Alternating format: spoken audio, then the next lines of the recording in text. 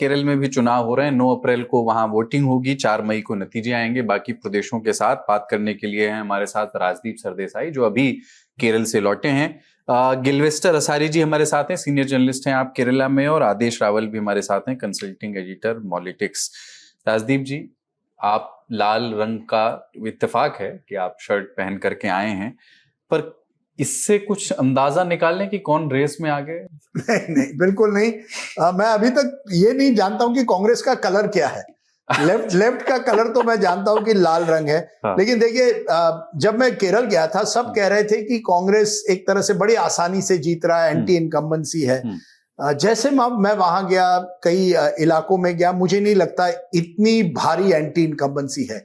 ये seat to seat battle है, क्योंकि वहां केरल में वैसे ही जो क्षेत्रीय मुद्दे होते हैं, लोकल कंस्टिट्यूंसी होते हैं, एमएलए की क्या ताकत है, उस पर चुनाव लड़े जाते हैं। एक बड़ी अच्छी बात है कि केरल में वो पैसे की राजनीति उस तरह से नहीं होती है जो हम अन्य दक्षिणों के राज्यों में देखते हैं। वहां आपकी लोकल कनेक्ट क्या है, डोर टू डोर कनेक्ट क्या है, और वहां लेफ्ट के कैंडिडेट्स ने कनेक्ट अपना बनाया है। तो आसान नहीं है लेफ्ट को हराना, लेकिन हाँ, जरूर 10 साल की जो सत्ता के बाद एक थकावट तो है। और मुझे सरकार के जैसे मैंने कहा, गुस्सा नहीं है, थकावट है, और उसका कांग्रेस को शायद फायदा हो सकता है। अब कांग्रेस क्या कोई सेल्फ गोल करेगी, क्या कोई लास्ट मिनट कोई चूक करेगी, ये भी हो सकता है। लेकिन ओवरऑल मैं कहूंगा, मैं इसीलिए प्रिडिक्ट नहीं करना चाहता। मुझे लगता है केरल में जो भी जीतेगा, बड़ी जीत नहीं होगी, 5-10 सीटों का अंतर होगा नंबर 1 और नंबर 2 में। और लेफ्ट पूरा जोर लगा रही है, क्योंकि ये उनका लास्ट एक तरह से बेस्टियन है, एक ही राज्य है जहां लेफ्ट की सरकार है। वही कांग्रेस के लिए बहुत बड़ा चुनाव है, क्योंकि अगर आप तीसरी बार लगातार हारते हैं तो आपके जो कार्डर्स हैं, आपके जो वर्कर हैं, उनकी जो एक तरह से मनोबल है वो कम होगा। और इंटरेस्टिंग, बीजेपी धीरे धीरे केरल में अपना वोट शेयर बढ़ाने में लगी हुई है। तो केरल इज वेरी इंटरेस्टिंग, लेकिन वो एक ऐसा राज्य है जो देश से बिल्कुल अलग है। जब आप केरल जाते हैं, आपको लगता है आप बिल्कुल एक अलग राज्य में आ गए हैं। किसी ने मुझे कहा, यहां केवल मलयाली होना महत्वपूर्ण है, और अगर आप मलयाली है तो आप पूरी तरह से समाज में घुल मिल जाते हैं। आई एम नॉट, मैंने लाल रंग पहना है क्योंकि वहां केरल की सरकार लेफ्ट की है, लेकिन क्या फेरबदल होगा या वही सरकार रहेगी, कहना बहुत मुश्किल है। मैंने पिनराई विजयन का इंटरव्यू किया और आखिरी सवाल मैंने पूछा कि आपके कई आलोचक जो है कहते हैं यू आर नरेंद्र मोदी इन मुंडा उनकी धोती होती है, तो वो मेरी तरफ देख रहे हैं। मलयालम में बोला रियली नो नो नो, और फिर हट गए वहां से। लेकिन उनकी एक छवि बन गई है एक स्ट्रॉन्ग मैन की, केरल के ताकतवर नेता। मैंने पहली बार देखा है कि लेफ्ट के किसी पार्टी की नेता के तस्वीरें इतनी बड़ी हैं। एक पर्सनालिटी कल्ट उनका हो गया, लेकिन 80 साल के हो गए हैं। और शायद कांग्रेस अगर इस बार भी बाजी नहीं मार पाती है तो कांग्रेस को फिर केरल में बहुत मुश्किल है, और बीजेपी धीरे धीरे विपक्ष का स्पेस ऑक्यूपाई करने की कोशिश करेगी। तो कांग्रेस के लिए भी ये डू और डाई बैटल है। मैं समझता हूं जो भी जीतेगा बड़े कम मार्जिन से जीतेगा। ठीक है, गिलवेस्टर असारी जी के पास चलते हैं। गिलवेस्टर जी, एक जब पिछली बार जब चुनाव हो रहे थे, हमें याद है कि कोविड के समय और फ्लड्स आए थे, तब बाढ़ का समय था, और उसमें जो काम किया था लेफ्ट गवर्नमेंट ने केरला में, खासतौर से हेल्थ के क्षेत्र में जो काम हुआ था, हेल्थ सेक्टर में जो काम हुआ था, उसके गुडविल का एक बड़ा रोल रहा था कि वो वापस चुन करके आए। जबकि केरल में एक ही सरकार का 2 बार चुन करके आना एक बड़ी उपलब्धि, बड़ा अचीवमेंट माना जाता है। इस बार इस तरह का कुछ है नहीं, तो एक नेचुरल एंटी इनकम्बेंसी नेचुरल होना तो चाहिए। पर मुझे याद आता है मणिशंकर अय्यर का एक बयान, जो अब पार्टी में उस तरह से सक्रिय नहीं है, और उनसे कोई पत्रकार बात कर रहे थे, तो उन्होंने ये बात कही थी कि मैं चाहता तो हूं कि केरल में कांग्रेस जीते, पर जीतेगी नहीं, क्योंकि कांग्रेस के अंदर बहुत सारा दोफाड़ है, बहुत सारा रिफ्ट है कांग्रेस में, और वो रिफ्ट ही कांग्रेस को जीतने नहीं देगा। आप वहां पर मौजूद हैं, what is the actual situation? देखिए कुलदीप जी, ये चुनाव काफी दिलचस्प है जो इस बार केरला में हो रहा है। और जहां तक बात वाम मोर्चा की है, आपने ठीक कहा कि वाम मोर्चा ने जो पिछला 2021 का चुनाव जीता, वो उनका जो एक काम कोविड और फ्लड्स के दौरान हुआ, क्योंकि 100 साल में पहली बार इतना भीषण जो फ्लड और नेचुरल कैलेमिटी आई थी केरला में, और पूरा तहस नहस हो गए थे कई जिला, कम से कम 6 जिलों के ऊपर असर हुआ था, और कोविड का भी काफी असर केरला में रहा था। तो उस दौरान पूरे उस एपिडेमिक और फ्लड के दौरान जो सरकार जनता के साथ खड़ी हुई, और हर रोज जो है हर शाम मुख्यमंत्री पिनराई विजयन 5 बजे जनता के साथ मुखातिब होते थे प्रेस कॉन्फ्रेंस के जरिए, और हर रोज वो एश्योरेंस देते थे, और साथ में जो मिशनरी उन्होंने सरकारी मिशनरी के साथ साथ जो पूरी जनता को लामबंद किया, एक दूसरे की हेल्प करने के लिए, चाहे वो खाने का मामला हो, दवाई का हो, या जो भी रोजमर्रा की जरूरतें हैं, वो सब पूरी की। और उसके चलते जो एक बहुत बड़ा गुडविल जनरेट हुआ था, वही गुडविल जो है आगे जाकर उनको जो असेंबली चुनाव हुए थे 21 में, उसमें उसको काफी फायदा मिला, और 50 साल में पहली बार ये सरकार जो रिपीट हुई केरला के अंदर, जो कि एक अपने आप में एक हिस्ट्री थी और रिकॉर्ड था। लेकिन अब जो हम देख रहे हैं कि पिछले कुछ टाइम से केरला में जब से 21 के बाद जितने भी असेंबली बाई इलेक्शंस हुए हैं, और आप जानते हैं कि बाई इलेक्शंस में आमतौर पर जो सत्ताधारी दल है वही जीतते हैं, लेकिन वो ट्रेंड भी केरला में रिवर्स हुआ है। पिछले जितने भी असेंबली बाई इलेक्शंस हुए हैं उसमें मेजॉरिटी जो है कांग्रेस वाले मोर्चे ने जीते हैं। साथ में पार्लियामेंट इलेक्शन में आपको पता है कि किस तरीके से बहुत भारी जीत कांग्रेस की हुई है, और केवल एक ही सीट पे जो है सीपीएम सिमट गई थी, और एक सीट जो है भाजपा को त्रिशूर में मिली थी।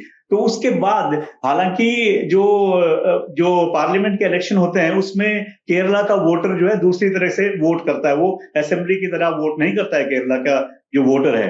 लेकिन सबसे बड़ी बात यहां पर यह है कि जो दिसंबर में स्थानीय निकायों के चुनाव हुए लोकल बॉडीज के, उसका जो रिजल्ट आया वो बहुत ही इनफैक्ट वाम मोर्चा के लिए बहुत आश्चर्यजनक रिजल्ट रहा, क्योंकि यूडीएफ ने करीब 60% और 65% के बीच में जो है स्थानीय निकायों में चुनाव जीते, जो आमतौर पे नहीं होता है। और जो हिस्ट्री है केरला की उसके अनुसार हमेशा वाम मोर्चा का जो है एक upper hand local body elections में रहता है, और यहाँ के जो स्थानीय निकायों के जो चुनाव हैं वो बहुत ही पॉलिटिकली फाइट किए जाते हैं, और वो लोकल मुद्दों के साथ साथ जो राष्ट्रीय मुद्दे हैं या जो प्रदेश के बड़े मुद्दे हैं उन पर वोटिंग होती है, और ये एक पॉलिटिकल वोट होता है। और जब भी जो वाम मोर्चे ने यहाँ पर अपनी 60 से ऊपर प्रतिशत जो सीटें जीती हैं लोकल बॉडीज में, उसके साथ जो आता है असेंबली चुनाव 3-4 महीने के बाद, उसमें हमेशा वाम मोर्चा ही जीता था। लेकिन जब भी यूडीएफ या कांग्रेस वाला मोर्चा 60 से ऊपर जाता है, उसके बाद जो विधानसभा चुनाव होता है तो वो ट्रेंड उसकी तरफ जो है जाता है, उसकी जीत की तरफ। हालांकि पिछले जो 2011 में जो जीत हुई थी यूडीएफ की, वो बहुत ही छोटे मार्जिन से हुई थी। इस बार भी जीत जो है बहुत बड़े मार्जिन से ऐसा लग नहीं रहा है। राजदीप जी ने बिल्कुल ठीक कहा कि कोई वेव नहीं है। जनता भी जो है, वोटर भी है, वो थोड़ा खामोश है, वो इतना उत्साह बाहर दिख नहीं रहा है जो आमतौर पर केरला के इलेक्शन में नजर आता है। और वोटर कुछ थोड़ा सा शांत है, हो सकता है कुछ उसने मन में ठान के रखा हो, लेकिन किसी तरह की वेव जो है, हवा जो है अभी ऊपर नजर नहीं आ रही है। और लेकिन जो जैसे मैं कह रहा था कि जो लोकल बॉडीज का ट्रेंड है, अगर वो ही जारी रहा तब भी वहां जो कांग्रेस वाले मोर्चे को करीब 80 से 90 के बीच में सीट मिलने का अंदेशा है। और जैसे पहले भी चर्चा में बात हुई कि वाम मोर्चा के लिए भी एक प्रेस्टीज बैटल है ये, क्योंकि उनका आखिरी पोस्ट है, आखिरी एक उनका स्ट्रॉन्ग होल्ड है इंडिया में, तो उनको भी ये डू और डाई बैटल है उनके लिए। तो ये सारी बातें देखते हुए ऐसा लग रहा है कि चुनाव काफी दिलचस्प होगा और कोई बहुत बड़ा जो है मार्जिन ऑफ विक्ट्री नजर नहीं आएगा। ठीक है, 140 सीटों की विधानसभा है, तो बहुमत के लिए आप लगा लीजिए कि 71-72 सीटें चाहिए। गिलवेस्टर जी, आप बहुत अच्छी हिंदी बोल रहे हैं, एक सवाल आपसे और पूछने का मोह छोड़ नहीं पा रहा हूं। नेशनल पार्टी है, दिल्ली में सत्ता में है, केंद्र में भारतीय जनता पार्टी, केरल में परफॉर्म अच्छा नहीं करती है, बट लंबे समय से कोशिश कर रही है। प्रधानमंत्री की मुंडू पहने हुए तस्वीर वो हमने देखी। और बीजेपी का पिच केरला में क्या है? ये खबर हम पढ़ते हैं अखबारों में कि क्रिश्चियंस को खासतौर से पिच किया जा रहा है। अगर बीजेपी अपना वोट परसेंटेज, जाहिर है वो सत्ता में आने की लड़ाई में नहीं है, बट अगर वोट परसेंटेज को थोड़ा भी पुश कर पाती है, बढ़ा पाती है, क्या वो किसी एक मोर्चे को, एलडीएफ को और यूडीएफ को थोड़ा डेंट करने की स्थिति में है? और क्या हम ये कह सकते हैं कि ज्यादा डेंट किसको होगा, एंटी इनकम्बेंसी इत्यादि को देखते हुए, होगा भी या नहीं होगा? देखिए, बीजेपी का जो यहाँ पे स्ट्रेटजी रही है, वो कोशिश ये कर रही है कि जो हिंदू मेजॉरिटी कम्युनिटी के अंदर जो सबसे बड़ा पिछड़ा वर्ग है, ईडवा कम्युनिटी, जो करीब 23 से 25% उनकी जनसंख्या है और काफी बड़ा तबका है, क्योंकि पिनराई विजयन, वीएस अच्युतानंदन, केआर गौरी ऐसे बड़े बड़े जो दिग्गज नेता रहे हैं कम्युनिस्ट पार्टी के, कम्युनिस्ट पार्टी ऑफ इंडिया और communist party of India Marxist के, सभी जो है इस तबके से आए हैं, जो बड़े नेता रहे हैं।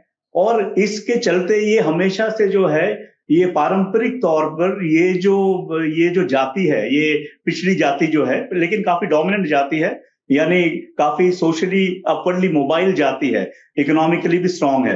तो वो ये जो बड़ा तबका है, ये हमेशा से ट्रेडिशनली सीपीएम का एक बैकबोन, रीढ़ की हड्डी हम कह सकते हैं, केरला में रही है।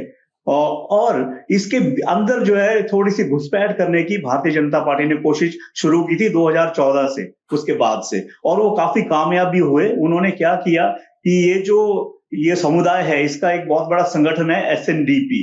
उस एसएनडीपी के जो नेता हैं वेल्लापल्ली नटेशन, उनके द्वारा उनके बेटे ने जो है एक नई पार्टी खड़ी की, जिसको भारतीय धर्म जनसेना कहते हैं, बीडीजेएस।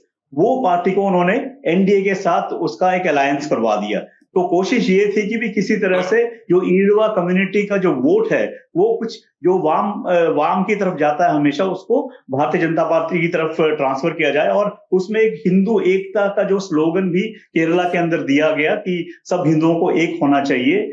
और अभी भी वो उसी के ऊपर जो है स्ट्रेस इस समुदाय के नेताओं का रहा है कि केरला के अंदर मुस्लिम जो मुस्लिम कम्युनिटी है, उसको जो है यूडीएफ ज्यादा फेवर करता है, इसलिए हमको इकट्ठा होकर भारतीय जनता पार्टी के साथ जाना जरूरी है हमारे लिए।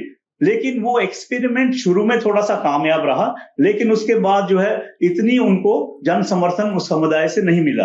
और जहां तक कि भारतीय जनता पार्टी का सवाल है, उन्होंने कोशिश क्रिश्चियन कम्युनिटीज के अंदर भी की है। उन्होंने वहां पर भी काफी लामबंदी करने की कोशिश की, उसका कुछ फायदा भी उनको हुआ था त्रिशूर पार्लियामेंट इलेक्शन में, जहां पे उनका कैंडिडेट सुरेश गोभी जीत के आया था। लेकिन क्या हुआ कि उसके बाद जो अटैक क्रिश्चियन कम्युनिटीज के ऊपर हुए हैं झारखंड में, छत्तीसगढ़ में, और आपको पता है कि केरला से ही ज्यादातर जो नन्स और जो फादर्स हैं और जो बिशप्स हैं, वो सब केरला से ही हैं ज्यादातर, कैथलिक्स के। तो कई पीछे हादसे जो हुए, जो सड़कों पे इनको चलाया गया, इनको परेड करवाया गया, नन्स के ऊपर गालियां, बहुत भद्दी गालियां उनको दी गई, उनको मारा गया। तो ये जो विजुअल्स है यहाँ के केरला के जो क्रिश्चियन समुदाय के अंदर काफी रोष उसने पैदा किया। जब यहाँ से राजीव चंद्रशेखर और बाकी बीजेपी के नेताओं को वहां भागना पड़ा छत्तीसगढ़ में जाके इंटरवीन करने के लिए। और एक जो अभी लेटेस्ट जो एक मुद्दा आ रहा है, जो कि बीजेपी के लिए काफी मुश्किलें पैदा कर सकता है, वो है एफसीआरए रेगुलेशन वाला। क्योंकि आपको पता है कि ज्यादातर संस्थान जो है ईसाइयों के, चाहे एजुकेशन के हो, चाहे वो बाकी सोशल सर्विस ऑर्गेनाइजेशंस हो, उनको काफी पैसा जो है विदेशों से आता है। तो अभी यहाँ के जो क्रिश्चियन बिशप्स है और क्रिश्चियन डिनोमिनेशंस हैं, उनका ये मानना है कि ये एक जो है चाल है, जिससे वो क्रिश्चियन इंस्टीट्यूशन को डिस्ट्रॉय करने की एक चाल जो है केंद्र सरकार ने लाई है। हालांकि आज किरण रिजिजू अभी केरला में हैं, वो ये कोशिश कर रहे हैं समझाने की कि ये किसी समुदाय के खिलाफ नहीं है, लेकिन उसका काफी रोष जो है सामने नजर आ रहा है। भारतीय जनता पार्टी इस बार केवल 5 या 6 सीट्स पे कॉन्सेंट्रेट कर रही है, वो पूरे केरला के अंदर अपना परसेंटेज बढ़ाने की कोशिश नहीं कर रही है। वो काफी स्ट्रेटेजिक मूव है और उनको लगता है कि कम से कम 2-3 सीट में कम से कम वो जीत हासिल कर सकते हैं, और उसी के ऊपर उन्होंने अपना पूरा फोकस करके रखा है, जो कि एक उनकी पुरानी स्ट्रेटेजी से एक अलग स्ट्रेटेजी इस समय नजर आ रही है। ठीक है आदेश जी, अगर यूडीएफ, कांग्रेस की अगुवाई वाला यूडीएफ मोर्चा चुनाव जीत जाता है केरल में, मुझे पता नहीं चेहरा कौन होगा, लेकिन ये चर्चा है क्या, दिल्ली में हो रही है क्या, कि केसी वेणुगोपाल त्रिवेंद्रम शिफ्ट हो सकते हैं? नहीं, क्यों नहीं हो सकते हैं। वेणुगोपाल सबसे नजदीकी व्यक्ति हैं इस टाइम पे, राहुल गांधी के सबसे कॉन्फिडेंट व्यक्ति हैं, उन पर भरोसा करते हैं। मैं तो ऐसे कहता हूं कि वेणुगोपाल राहुल गांधी की बुलेट प्रूफ जैकेट हैं पिछले 6 साल से। और जैसा मेरे साथी बोल रहे थे अभी, कि मैं उस बात को कंप्लीट कर दूं, कुलदीप, इसीलिए जो कल लास्ट डे ऑफ सेशन था, सरकार ने FCRA का जो बिल था उसको रोक टेबल दिया, नहीं किया, क्योंकि वो समझ गए थे कि इसके जो वेणुगोपाल ने 2 दिन पहले ही इस विषय को केरला से उठा दिया था, और उन्होंने कहा कि सरकार जो है जानबूझ के इस अमेंडमेंट को लाना चाहती है। तो अब मैं आता हूं 2 बातों के ऊपर, जो आपने कहा कि क्यों क्या वेणुगोपाल वहां शिफ्ट हो सकते हैं क्या। दिल्ली की जितनी कांग्रेस है, राहुल गांधी की कांग्रेस से लेकर सोनिया गांधी की कांग्रेस तक, सब चाहते हैं कि फाइनली वेणुगोपाल को केरला का मुख्यमंत्री बना के भेज दिया जाए। अब आप कुलदीप जी, आप वेणुगोपाल की कुंडली देखिए कितनी स्ट्रांग है कि उनको हटाने के लिए उनको सीएम बनाने की बात हो रही है, पहली बात। दूसरी बात, आपने एक चीज ध्यान से देखी होगी कि 5 राज्यों के चुनाव चल रहे हैं, लेकिन वेणुगोपाल का पूरा फोकस जो है वो केरल के ऊपर है, और केरल में वो बागियों के घर जा जाके उन्हें कह रहे हैं कि भैया आप चुनाव बैठ जाओ, आपको हम बाद में सरकार में जगह देंगे। तो उन्होंने मैक्सिमम बागियों को राजी कर लिया है, और बहुत हार्ड वर्क कर रहे हैं, दिख रहे हैं हार्ड वर्क करते हुए वहां पे। मैं इसको ऐसे कहता हूँ कुलदीप कि पिछले 6 साल में मैंने वेणुगोपाल को पहली बार जनरल सेक्रेटरी ऑर्गेनाइजेशन का काम करते हुए देखा है। क्यों देखा है? क्योंकि 6 साल में आपने किसी भी राज्य में इतनी शिद्दत से काम नहीं किया जितना आप अपने राज्य में कर रहे हैं, क्योंकि आपको उम्मीद है कि आप वहां के मुख्यमंत्री बन सकते हैं, आप भी एक दावेदार हैं।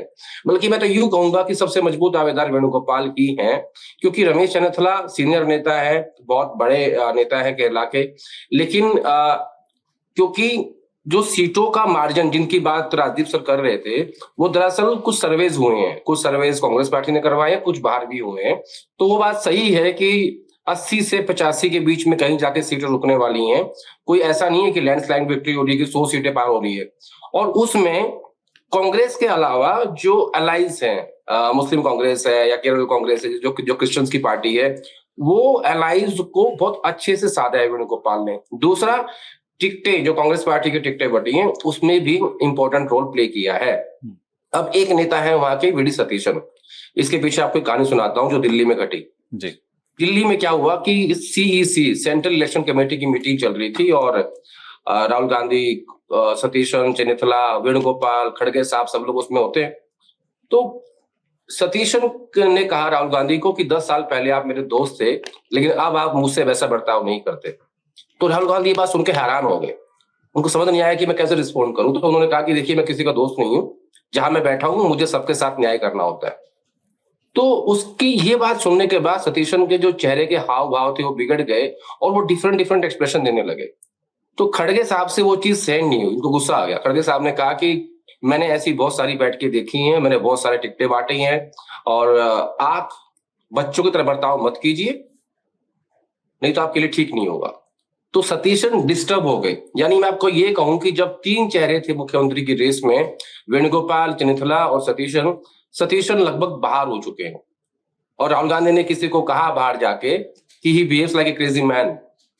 तो उस हिसाब से आप सोचिए कि वेणुगोपाल को पूरी दिल्ली की पूरी कायनात चाहती है कि वो केरला के मुख्यमंत्री बन जाए। पहली बात, उन्होंने अपने अलाइज को अच्छे से साध लिया है, जो कांग्रेस के UDF के अलाइज है, और इसके अलावा खुद जो टिकटें बांटी हैं उसमें उनको जो हिस्सा चाहिए था वो उन्होंने ले लिया है। यानी हाँ, एक बात मैं बताता हूं आपको, राहुल गांधी कभी भी किसी को मुख्यमंत्री बनाने में मदद नहीं करते। वो कहते हैं कि 2 ऑब्जर्वर भेज दो, MLAs की राय पूछ लो। तो वो जो MLAs की राय का होमवर्क था वो वेणुगोपाल ने पहले ही कर लिया, क्योंकि वो जानते हैं कि राहुल गांधी की एक आदत है, वो ऐसे करते हैं, ऐसे हाथ झाड़ेंगे, जेब में डालेंगे, कार्गो पैंट में चल देंगे, कहेंगे MLAs क्या कह रहे हो बताओ, सचिन पायलट हो, सिंधिया हो या वेणुगोपाल हो, मुझे फर्क नहीं पड़ता। सो इसलिए मैं कहता हूं कि राहुल गांधी इन पिछले कुछ सालों में बहुत डिटैच पॉलिटिशियन हो गए हैं, उनको ज्यादा किसी से लगाव नहीं है। तो वेणुगोपाल इस बात को अच्छे से समझते हैं, इसलिए उन्होंने अपना होमवर्क पूरा कर लिया। और तो सतीशन की विकेट ऑलरेडी गिर चुकी है। इसमें सबक ये है कि अगर आप मुख्यमंत्री पद की दौड़ से बाहर नहीं होना चाहते हैं तो अपनी बॉडी लैंग्वेज पर नियंत्रण का अभ्यास, रियाज करते रहिए। राजदीप जी, देखिए, करीब 8-10 साल पहले जब वेणुगोपाल जी जनरल सेक्रेटरी थे, तब वो राहुल गांधी से मिले थे और उन्होंने कहा था कि अब मैं वापस केरल जाना चाहता हूं। और उन्होंने राहुल गांधी ने सुनी उनकी बात, स्माइल किया एंड कहा लेट मी सी। लेकिन क्या किया उसके बाद, उनको यहीं रखा, उनको कहा नहीं, और वेणुगोपाल के में हिम्मत नहीं हुई उसके बाद राहुल गांधी के पास जाए और कहे नहीं नहीं मुझे वापस केरल जाना है, क्योंकि राहुल गांधी के उस स्माइल में सीधा उनको एक मैसेज मिला कि sorry you are now in Delhi. Venugopal ji को लगता है अब मैंने 10 साल जितने भी दिल्ली में गुजारे हैं, मैंने एक तरह से अपनी क्या कहते हैं, मैंने अपनी तपस्या कर ली है। हाँ, तपस्या कर ली है, एक तरह करने का समय आया। हाँ, एक तरह से उनके लिए दिल्ली वनवास कह सकते हैं। हालांकि वो नंबर 2 पावरफुल मैन है, लेकिन किसी भी व्यक्ति, खासकर कि वेणुगोपाल जैसे केरल के से जो पॉलिटिशियन आते हैं, उनका दिल केरल में होता है। फिर वो अपनी फिश मैंगो करी हो या जो भी हो, उनका दिल चाहता है कि वहीं मैं बैठकर अपनी राजनीति करूं, आलपुरदा में या त्रिवेंद्रम में। उनको दिल्ली से कोई ऐसा लगाव नहीं। मुझे अभी भी याद है करुणाकरण जी जो पुराने नेता थे, दिल्ली में हुआ करते थे, मंत्री थे, बहुत ही पावरफुल नेता थे, लेकिन जब भी उनसे बात करते थे लगता था कहीं ना कहीं उनका दिल केरल में। उसी तरह से वेणुगोपाल जी का कई सालों से दिल जो है वो केरल में, और उनको लगता है पे आए हुए हैं, होम कैडर की बात है। बिल्कुल, और उनको लगता है अब नहीं तो कभी नहीं, ये उनका मौका है। वो एक ऐसे एक पड़ाव पे है, वो जानते हैं कि अगर मैं यहीं दिल्ली में रहूं तो मेरी राजनीति करियर यहीं तक सिमटेगी। मैं अगर केरल में जाऊं तो मैं मुख्यमंत्री बनकर किसी एक नेता ने मुझे कहा था, there are only 3 post that matter in India, DM, CM, PM. अगर आप आईएएस में हो तो जब आप डीएम होते हैं आपके पास ताकत होती है, जब आप स्टेट में होते हैं आप सीएम होते हैं ताकत होती है, और फिर प्रधानमंत्री के बाद। तो वेणुगोपाल के दिल में है कि मैं केरल जाऊं, लेकिन जब भी कोई उनको कहता है sir why don't you push your name, किसी एक चैनल ने कंटेंडर्स में शायद उस ग्राफिक में उनका नाम नहीं दिया था, तो उनके किसी बंदे ने उनसे कहा सर देखिए आपका नाम नहीं। उनका नहीं अच्छा है, don't put my name too. वो ऐसे स्थिति में है कि वो नहीं चाहते कि ज्यादा प्रोजेक्ट हो। कोई व्यक्ति जब कांग्रेस जैसी पार्टी में ज्यादा प्रोजेक्ट हो जाता है तो आखिर होते होते वो पीछे रह जाते हैं। तो वेणुगोपाल जान गए हैं कि कैसे इस तरह से राजनीति करनी पड़ती है कांग्रेस पार्टी में। जहां भी राहुल गांधी जाते हैं वेणुगोपाल होते हैं। आज की तारीख में बस राइड पे वो महिलाओं के साथ गए हैं, क्योंकि एक बड़ी गारंटी कांग्रेस ने दी है, फ्री बस राइड फॉर विमेन, जो कर्नाटका में दी है, और वेणुगोपाल जी वहां है और वीडियोस भी कर रहे हैं, रील्स कर रहे हैं। मैंने कभी इसके पहले वेणुगोपाल जी को रील्स तो करते हुए नहीं देखा, तो पहली बार उसका रील भी चल रहा है। तो वेणुगोपाल जान गए हैं कि यंगर जनरेशन को कैसे अट्रैक्ट करना है, राहुल गांधी को जी के साथ रहकर किस तरह से राहुल जी क्या चाहते हैं, ये सब चीजें जानकर वो अपने आप को एक तरह से as a potential chief minister candidate project कर रहे हैं। और बिल्कुल जो अभी बात कही आदेश ने कि मैक्सिमम कैंडिडेट्स जो हैं वो उन्हीं के हैं, उन्हीं के खेमे से आते हैं, और कांग्रेस में कई खेमे हैं केरल में, तो वो भी एक एडवांटेज उनको होगा। अगर एमएलएस की राय ली जाए और कांग्रेस को अच्छी जीत मिले तो मुझे लगता है Venugopal now has emerged certainly as a front runner in the Kerala battle. वो तो चुनाव लड़ना चाहते थे, राहुल गांधी ने फिर कहा साहब कि no MPs are going to fight the election, तब उनको एक तरह से लगा कि अब मैं उसमें ना पढ़ूं तो अच्छा है, चुनाव के बाद देखेंगे कि क्या होता है। But he certainly the front runner, और कई उत्तर भारत के नेता भी खुशी जताएंगे, क्योंकि वो चाहते हैं कोई उत्तर भारतीय जो हिंदी भाषिक है वो कांग्रेस जनरल सेक्रेटरी ऑर्गेनाइजेशन बन जाए। कई नामों चल रहे हैं। तो वेणुगोपाल जी अगर कांग्रेस जीते तो शायद त्रिवेंद्रम चले जाएंगे। मैंने उनको सवाल भी पूछा, जब भी मैं सवाल पूछता हूं वो मुझे इस तरह से, Rajdeep ji you are creating trouble for me. मैंने कहा कोई ट्रबल नहीं सर, ये सवाल मैं पूछ रहा हूं आपसे, उसमें ट्रबल क्या है। लेकिन कहीं ना कहीं उनके चेहरे पर मुस्कान भी आती है जब भी ये सवाल पूछा जाता है, are you in the chief ministers race. क्या बोले आपने पूछा तो उन्होंने कहा बस ये नहीं, this is not the question, Congress party must win, we are all united, Kerala जोड़ो। तो राहुल गांधी भारत जोड़ो कह रहे हैं, केसी वेणुगोपाल आजकल केरल जोड़ो की बात कर रहे हैं। जोड़ने की जरूरत है, इसीलिए शायद वो। लेकिन कुछ आप जोड़ रहे थे उस समय, आदेश कुछ कहना चाह रहे? मैं ये कह रहा था कि ऐसी नौबत एक बार पहले भी आई थी, लगभग यूपीए 1 की बात है। गुलाम नबी आजाद बहुत पावरफुल दिल्ली में हो गए थे, तो अहमद पटेल ने उन्हें जम्मू कश्मीर का मुख्यमंत्री बना के भेज दिया था, और वो चाहते नहीं थे कि वो जम्मू कश्मीर जाए मुख्यमंत्री बन के। लेकिन राजनीति ऐसी है कि कई नेताओं को हटाने के लिए उन्हें मुख्यमंत्री का पद देना पड़ता है। और जो राजदीप जी कह रहे थे कि 3 ही पद होते हैं, डीएम, सीएम एंड पीएम, उसका मतलब ये होता है, लोग कहते हैं कि एक राज्य का मालिक है, एक जिले का मालिक है और एक देश का मालिक है, तो इसलिए तीनों पद बड़े महत्वपूर्ण है। नहीं, लेकिन आदेश वेणुगोपाल जी जाना चाहते हैं, गुलाम नबी जी वेणुगोपाल जी जाना चाहते हैं। नहीं, जाना नहीं चाहते, उनकी सिर्फ एकमात्र तमन्ना यही है। हाँ बिल्कुल, हाँ बिल्कुल। मुझे लगता है वो इसीलिए अभी तक मतलब अपने आप को उन्होंने बचा के रखा हुआ है। आप देखो कि वो 5 राज्यों में छोड़ के केरल को कहीं भी नहीं गए। हाँ। सिर्फ केरल में। आप जीएसओ भाई गिलवेस्टर जी से एक कमेंट लेना चाहता हूं। राजदीप सर, वेणुगोपाल 6 साल में पहली बार जीएसओ बने हैं। जी। आपने हरियाणा मैनेज नहीं किया, आप पंजाब की इनफाइटिंग मैनेज नहीं कर रहे हो, आप राजस्थान की इनफाइटिंग मैनेज नहीं कर रहे हो, आप छत्तीसगढ़ की इनफाइटिंग मैनेज नहीं कर रहे हो। क्यों? क्योंकि आपको सीएम बनना नहीं। अगर आपने हरियाणा मैनेज कर दिया होता between Selja and Hooda and Surjewala, आज सरकार होती। You lost by full state only the margin of 22,000 votes. फिर भी दिल है मलयाली, आखिर में। गिलवेस्टर जी का एक कमेंट लेना चाहता हूं इस पर। केसी वेणुगोपाल सीरियस रेस में है, पूरी कोशिश कर रहे हैं अपनी ओर से केरला लौटने की और मुख्यमंत्री बनने की। गिलवेस्टर जी, एक बात मैं यहाँ पे ये जोड़ना चाहता हूँ, शायद राजदीप जी को याद ना हो, मैंने एनडीटीवी ज्वाइन किया था 2003 में, और मैं आया था इंडियन एक्सप्रेस से, और हमारा तो तरीका था जो प्रिंट मीडिया का होता है। तो एक दिन सुबह मुझे फोन आया, तो मैं तब घर पे ही था और उठा भी नहीं था, तो मैंने देखा कि राजदीप जी का फोन है। कहते भाई क्या कर रहे हो? मैंने कहा मैं अभी घर पे हूँ। कहते what are you doing? The government is going to fall, Karnatakan MLAs are going to vote against the finance bill, rush. मैंने कहा अच्छा, मैंने कहा नहीं ऐसा कुछ नहीं होने वाला, नहीं we can't take it lightly. तो मैं फिर भागा, और उस टाइम वो मैं इसलिए कह रहा हूँ कि गुटबाजी इतनी बड़ी थी उस टाइम। एक तरफ के करुणाकरन, दूसरी तरफ AK एंटनी और उम्मन चांडी, और कांग्रेस जो है 2 पार्टी की तरह फंक्शन करती थी केरला के अंदर, और करीब 22 एमएलए जो है करुणाकरन के साथ उस टाइम थे। और जो राजदीप जी ने कहा था उस टाइम, वो बहुत सही बात थी कि अगर वो वोट कर देते एलडीएफ के साथ मिलके तो सरकार गिर जाती, लेकिन वो सिर्फ एक प्रेशर टैक्टिक्स था राज्यसभा की एक सीट लेने का।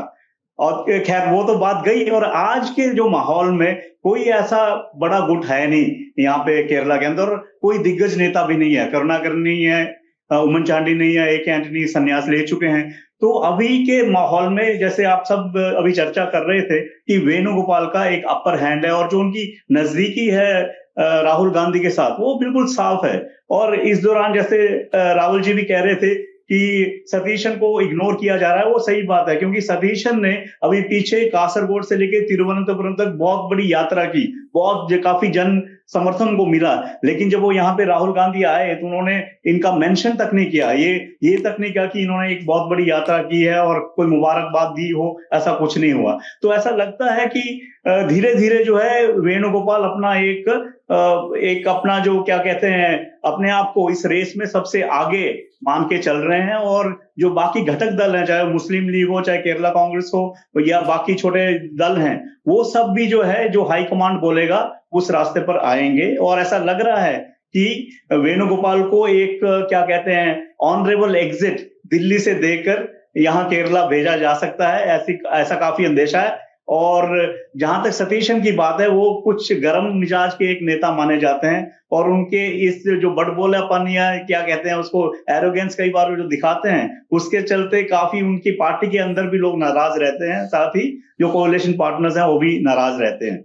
एक चैनल है बड़े उद्योगपति का, तो उन्होंने कई बार उनके इंटरव्यूज कर दी सतीशन जी के घर जाके। तो दिल्ली के एक नेता ने ये बताया उनको कि देखिए, ये जो कॉर्पोरेट हाउस है ये भी इनके पीछे खड़ा हुआ है। तो किस तरीके से एक दूसरे विरोधी के पर कतरे जाते हैं कॉर्पोरेट हाउसेस के नाम पे। जैसे छत्तीसगढ़ में हुआ था जब TS बाबा और भूपेश बघेल मुख्यमंत्री बन रहे थे, तब भी यही हुआ था। और अब मुख्यमंत्री की रेस से पहले ही एक चैनल के कई इंटरव्यूज ने साबित कर दिया कि फलाने कॉर्पोरेट हाउस के नजदीक है सतीश। ये राजनीति। ऑन दैट नोट 4 मई को नतीजे आ जाएंगे, और हो सकता है उसके पहले या उसके बाद हम फिर से ये बात करेंगे कि केसी वेणुगोपाल केरल जा रहे हैं क्या, और अगर जा रहे हैं तो दिल्ली में उनकी खाली हो रही कुर्सी के संभावित दावेदार कौन हो सकते हैं। पर आज नहीं, कभी और। बहुत बहुत शुक्रिया आप सभी का हमसे शामिल होने के लिए इस बातचीत।